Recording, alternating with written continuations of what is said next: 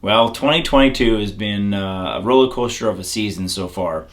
Um, my number one hitless buck, King Tut, was a deer that I had 4 years of history with, and he was taken by one of the neighboring hunters on opening day of the rifle season.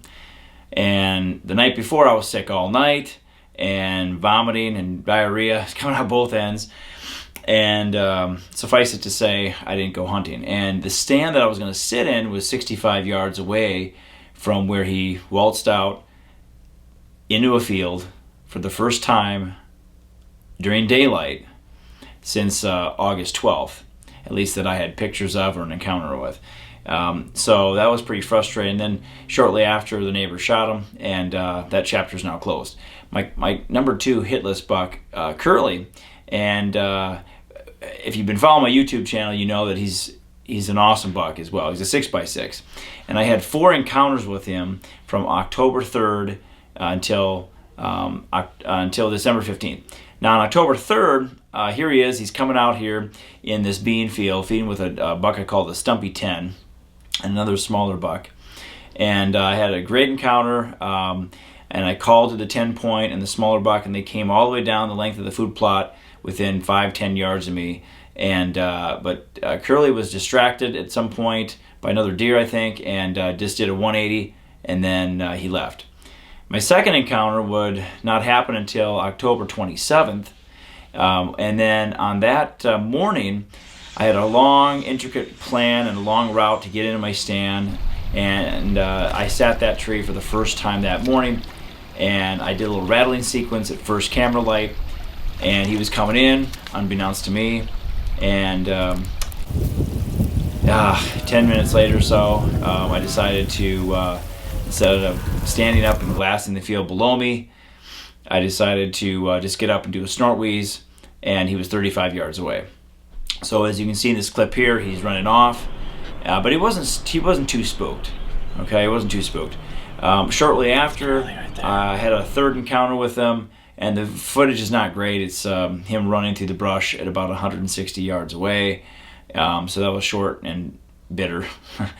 The fourth encounter was on an evening hunt, and I was sitting across the creek, and I watched him come out into the food plot right after some turkeys went to roost, and he followed 4 does out into the plot, and the wind wasn't right to sit in that tree stand along the edge of the food plot.